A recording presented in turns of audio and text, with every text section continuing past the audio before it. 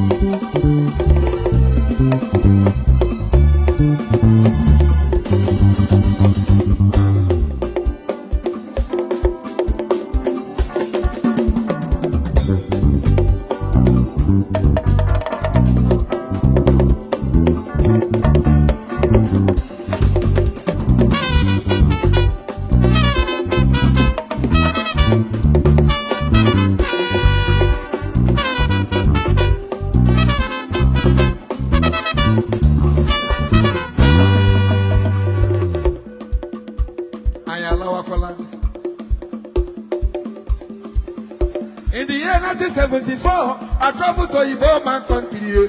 Allah beke.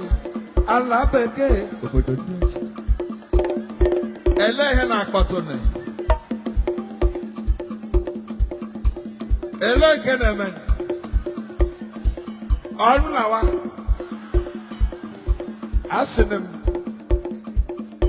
Makebe ebu wanyo here Abia State.